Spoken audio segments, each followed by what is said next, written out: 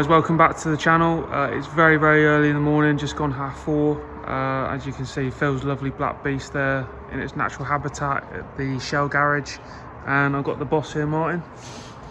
Good morning, well, good very early morning, guys and girls. As you can see, there's the black beast right beside the only real pump to be beside, isn't it?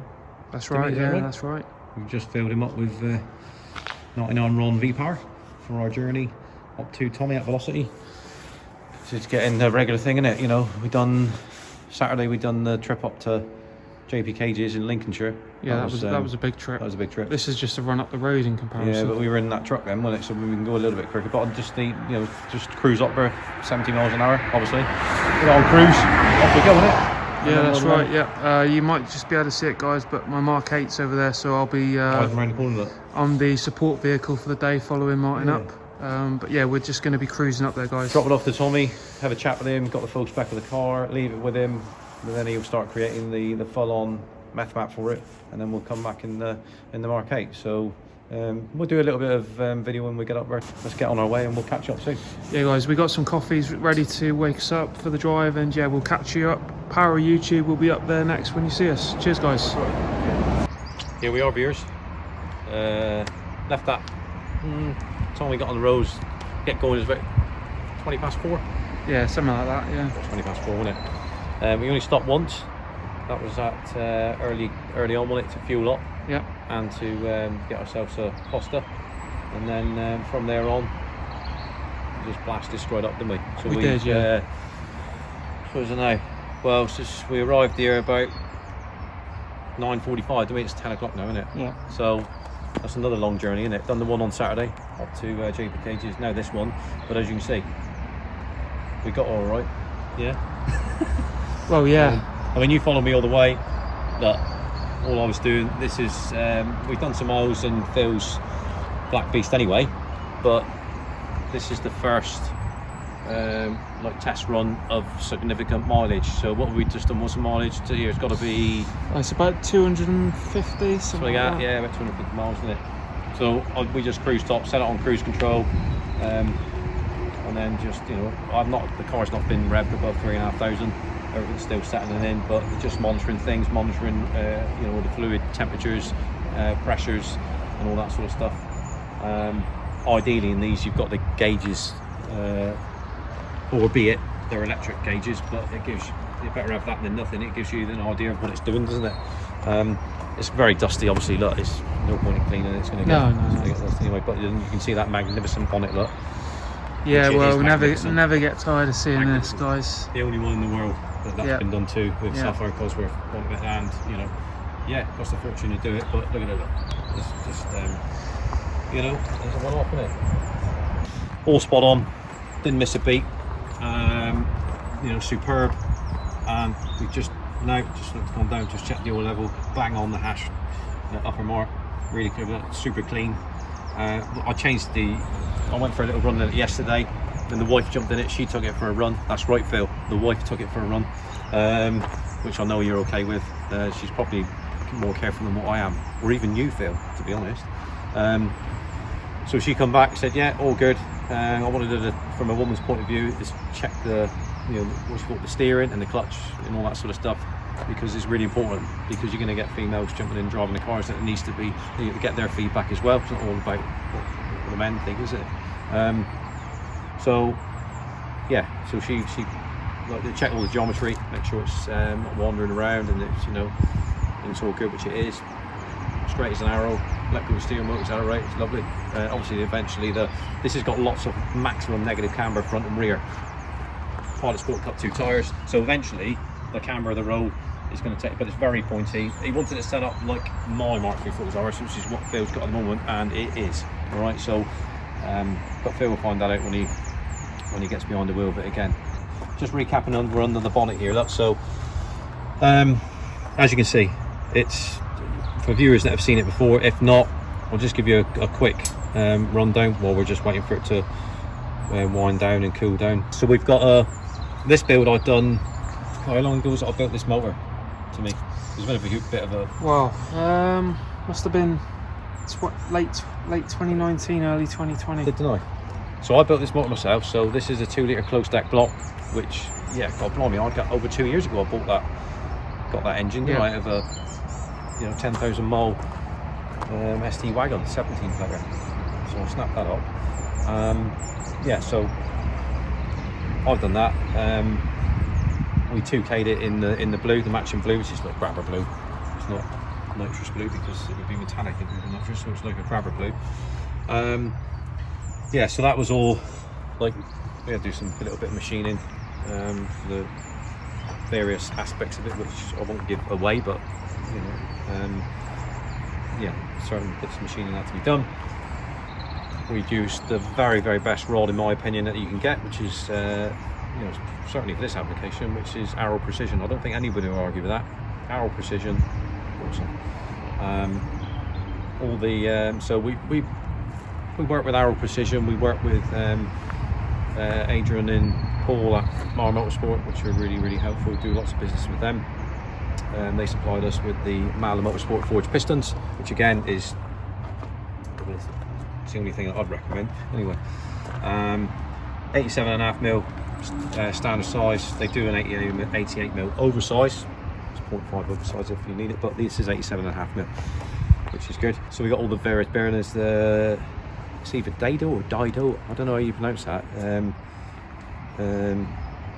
Race bearings, the mains, big ends. It's Dado. Dado, is it? Yeah. Could be, isn't it? Let us know in the comments, guys. Yeah. Obviously, ARP 2000s come with the conrods, the Arrow Precision conrods, and they've got a specific special version in the in the small end, which is why they're a bit different. We got ARP mains, ARP everything, ARP stud kit, Cometic 5-layer, gasket on it, steel. That's it already had balance shaft delete and all that sort of stuff on it, baffled sump system.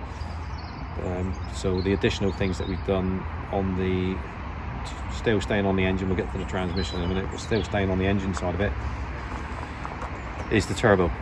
All right, now I'm not going to tell you what turbo's on it. I'll leave that till later. I'll explain, I'll reveal that later. I'm going to give you too much information away at once, to me, do we? Because that's going to spoil it all, isn't it? Yep. Spoil the party, yeah. And we've got to keep a couple of secrets. We have got to keep a couple of secrets, yeah. Like I said on my previous video about the little beast, I don't give too much away because for obvious reasons. But a lot of custom stuff on this. So the turbo, it's basically custom. It is. The turbo's custom to us because the involvement with our technical partner Julian down at Proform, yeah, it's a custom fabrication. So the turbo's available, not in the format that we've got it. So a lot of thought's gone into that, and early indications, just by not even got it up on boost yet properly, is it just wants to go. It's just a bit of an animal, and they're really pleased with how quick it spills up for such a big turbo. That's really good, and it hasn't even got mapping on it, so I've had to drive it up here on the Revo Stage 2 software, which you can do as long as you don't drive it. Just drive it up, and you're not even using boost on the motorway, you're just cruising, aren't you? You can come on boost a little bit, but you don't want to go in mad with it because it's not, software's not not geared for the application. All right, that's for stock turbo. So apart from that, so the turbo, we're running an external wastegate on it, a teal external wastegate, and we're using top and side ports on it for the way that it's been done. As you can see, look, don't need the recirc. That's for the recirculation side of it on the stock turbo, because it has recirculation. This doesn't. We've binned all that, hence why it's been blanked off. We still keep it connected because you'll end up, there's a chance it will throw up a fault code saying looking for it and it's not there, so it's connected. That's all blanked off. Vacuum servo, which that would have fed originally, that would be feeding that solenoid. All right. Well, it's not. Doesn't need to feed it now, does it? Because we've blanked it all, so it looks all original, but it's blanked. All right, the connection's still there. Other things that you can see. So the Pro Alloy air tank, okay, we already had that. Runs waterless, Evans waterless coolant. I've got our custom blue hoses, although they are quite dirty at the moment. but when we get it back, it'll be all mint. Phil takes delivery back of the car. This will all be mint. It's got to go to Mr. Sticker. Mr. Sticker? You don't do that. What are you talking about? No, That's got to go to Mr. Sticker, actually. It does have to go to It Mr. has Sticker. to go to Mr. Sticker for but, some, a few graphics, but no. It'll be going to John Warren. John Warren. Yeah. He'll be doing all of this, you know. So there's still some bits and pieces that I haven't put back on. The glove boxes out of it and all that sort of stuff. We don't, trims are out of it, but that makes it easier for Tommy. All right. So as you can see, this one's full. We can call it auxiliary port injection, whatever you want. So this is all Meth nozzles. All right. Now this was installed just purely for time. I didn't have so much on, so I took the car up to Bruce, one of my technical partners, Cooler Mist, Devil's Own, and Alfie fitted the auxiliary. It's a little bit more complicated on using the Devil's Own. Obviously you've got the fail-safe, which is there, which is not connected at the moment because Tommy's running that on the rollers and creating the software. Then we'll connect all that up. Or Tommy, if he's got time, he'll do it when it's up here, because he's, you know, obviously that's what he specialises in as well. But you can see, so yeah, so that's all your splitter, junction box, distribution block, whatever you want to call it, for the various nozzles wherever they're going. One down in, it's not in the charge pipe on this, is actually in the intercooler. And obviously there's different sizes. I'm not going to tell you what sizes we're using. Obviously that would be giving it away, wouldn't I? And every application is different. For example, your Fiesta Timmy, that's a different nozzle size, completely different than what would be for Phil's. Yeah. But Phil's super excited. I'll be giving him a call in a minute just to go. He'll be wanting to make sure that we arrived all safe and sound, which we have. I'm really, at the moment, I'm really pleased about it. You know, I don't mind. It's a long way for us to come. We're 5 hours away. It's just crazy, but got to do it to me, innit? So Julian's modified this. It has to be, because it's different down onto the turbo, completely different. This similar, all right. But he wanted to keep all this intact, which we've done, because he wanted the open comb, gives him all the noise and drama. He's going to have noise and drama, all right. So you can imagine that with the, you know, the noises it's going to make. With the old chirpy, yeah. With regards to you know, the turbo itself, which honestly, just even on the motorway, sounds like nothing I've ever heard before. It does sound like, I said, like a Typhoon Eurofighter, doesn't it? Yeah. It's like that sort of thing. It sounds like a plane. It is crazy. When the missus took it out yesterday, and she was come back laughing, she said, "That sounds like a jet, doesn't it?" I said, "Yeah, it does." Especially when you come up on cold start, which we're gonna have to discuss, because obviously the neighbour side of it, you know, you start that off on cold. Well, we had to start it in the garage. I left 4 o'clock. I fired this up at 4 o'clock this morning. I had to wait for it to come off cold start, then bring it out, turn it off, and then quickly get out of the gate, turn it off, you know, and then drive up the road, because, you know, you've got to have a little bit of respect, because my garage is in a residential area, so I've got to be a bit respectful, of course. But yeah, we got all the hoses there, it's all that sort of stuff. Onto the transmission. So this was I've tested this clutch already. Now it's in there permanently. All right. So this is the TTV Racing clutch, twin plate organic on that steel billet flywheel, which we've, you know, this is the proper test for this clutch, really, and that's why I wanted the wife to go out and test it from a female's point of view. Yes, it's a little bit harsher than a standard one. No.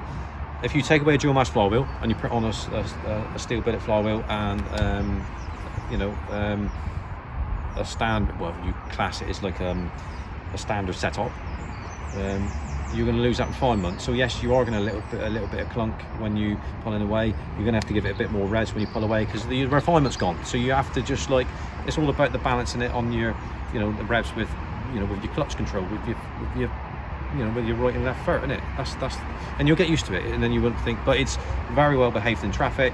But you just got to bear it in mind when you pull away. When you go in, you don't even notice it. It's just pulling away. You got a bit more revs, and but really pleased about that. The pedal feel is the same as OE, so there's not. That's the important thing that Ben was trying to get to with the spring rates on the clutch, you know, itself, to make sure that it's not like, you know, you haven't got ever, you know, an Arnie leg to push it down, yeah. Which viewers who knows what a Lotus Colton is, I had a Lotus Colton. Should have kept it because they're worth a fortune now, but you don't, do you? And that was like that. That was like, the missus used to drive that, and it's like, you know, you're after driving that for 12 months, your left leg would be like twice the size of your right leg, you know. You wouldn't need to go to the gym, that's for sure. So that's on the transmission. We've already fitted a Quaife limited slip diff in it a little while. That was previous, we done that. Yeah, oil catch cans has got the Mishimoto. Oil catch can's got the Mishimoto oil cooler.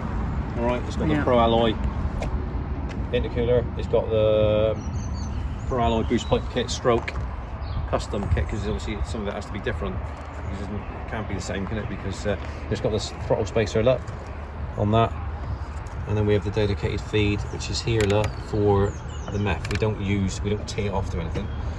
All right, and that's how we do. We've changed the brushes. That we had the black stuff brushes on it for Powerflex. Phil found them a bit harsh, so we've changed it to the purple and yellow on the transmission one and on the engine one. Just and it's a much more compliant, you know. It already runs the full DDC KW plug-and-play suspension, as you can see. That same as ours.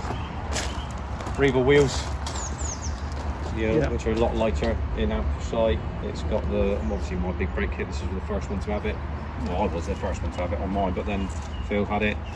Michelin Pilot Sport Cup 2 tyres, Ray's super light wheel nuts, which they are incredibly light.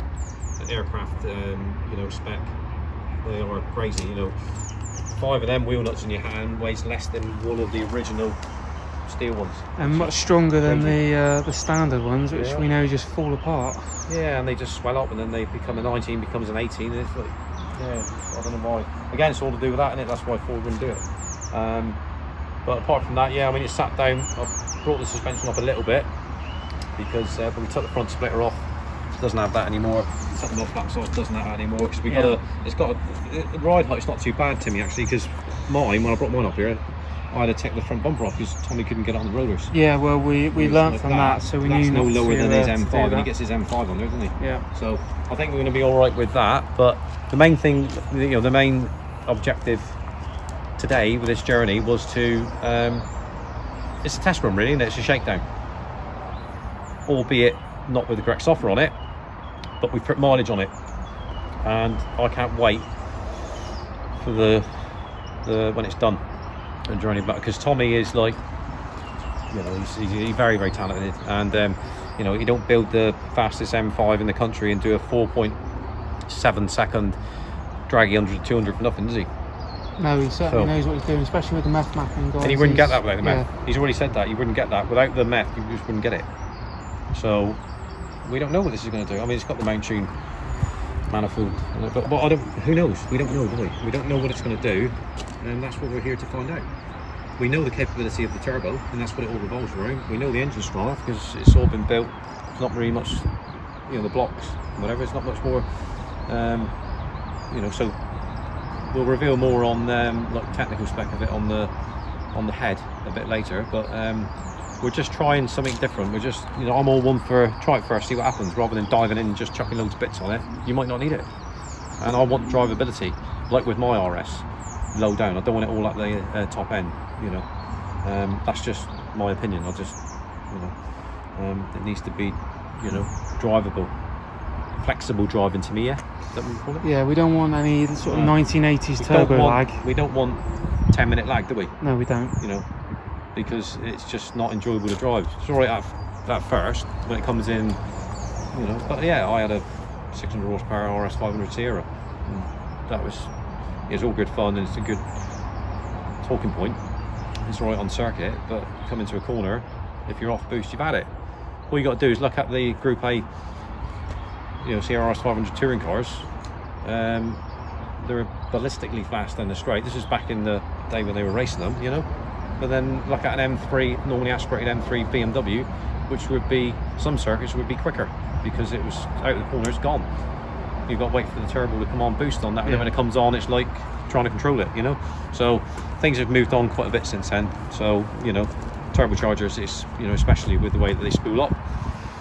All right, but there we are. So it's over to Tommy now, but we've got the car here. We've been waiting for months. I've had to wait months to get this car here because Tommy is so incredibly busy, and you got to wait your turn. It's a bit like me, isn't it? If you want me to do something for you, I've got loads on, you got to wait because I can't do everything at once. Tommy's by himself, it's only me, Timmy, and Laura. So, you know, I appreciate that, and it's quite humbling to know that people will wait for me to do it for them. So that's great. But everything we do, Timmy, in it is like we're always looking for ways, thinking outside of the box. Like viewers that know me, that's what I do. Yeah, definitely. And new ideas, and let's try something different. Let's not follow. You know, we don't want to be following what everybody else is doing. Not at all. Certain things, you know, like a mount manifold. Yeah, lots of people have got that and things. But I like to think that in the intercooler. But the way that we've done it, nobody is going to have this setup because it's complete custom. Yeah, It's just been created for us by, you know, and Julian and ourselves. So they're not going to be able to have that. I'm not going to really give too much away. So the only way that you can have this when it's done, and we'll do a package for it, and we'll give you all the figures, and Tommy will go out and do a draggy run in it, 100 200 kilometers, and see what we can do. But who knows? I don't know what power it's going to make. I've got no idea. I don't know what it's going to do on a draggy. Who knows? But and then we can offer that as a package. But and it'll be the same as that, right? But you'd have to have the same, because this car, when it's done, don't forget, because I got it last time with your Fiesta, Timmy, and my RS. Don't forget that Tommy's going to create all this for this. Yeah, based on this hardware setup. Yeah, based on this actual package. Yeah, not so much with the mounting you know, things like that is not relevant. That's things that doesn't matter, you know. But you'd have to have the same setup, i.e. the 2 litre closed up block, rods, pistons, and all that sort of stuff. So I wouldn't do it with anything else, to be honest. Yeah, and then we're the Meth setup, the turbo setup. It's all based on that, isn't it? Of course it is. The turbo is where if you spoke to Julian, the way it's been done is super compact, and it is really, the way it fits is awesome. Yeah. You know, really. I've seen pictures of it, guys, and obviously we can't say too much, but it's really, really clever how he's done it. I mean, Julian's one of our technical partners, really clever guy. You've got the transfer box in the way, and you've got to, you know, the bigger the turbo, the less room you're going to have, isn't it? So, but it needs to be drivable. That just gives you an idea of, you know, we're not going to be bolting on a 1,000 horsepower turbo. You'd have so much lag, the thing would be undrivable. So that's not what it's about, all right? You could, you have to find room for it first. Probably won't fit it down there anyway. So, all right, you'd have to completely reconfigure it. But that's all it is. So, yeah, that's just the update on Phil's, and we got. Well, you can tell we're at Velocity. We're part next to Velocity tuning his transporter. Yes. So obviously we're down here, guys. We're not making it up. Yeah, he's done a forge build on that. He's just doing some mileage and that, running it in like we had to with this. Yeah, he's just done that. That's why his van's there. He's obviously bombing around in his M5, isn't he, to bed that in. And we got your Mark 8 over there. Look, just. Yeah, the old support vehicle for the day. We'll be going back in that shortly. Have a nice like chill drive back, stop off and have something to eat on the way back, I think. Yeah, sounds good. Tommy, I'll get Tommy to do some videos, some pictures on his Instagram, and we'll share all that with you. But again, like I said before, we'll let you see what we want you to see. You know, it's a shame, but I have to restrict things because people copy things, and you know, you do all the hard work, and then you know, it's just a little bit, a bit annoying, really. But there we are, Timmy, innit?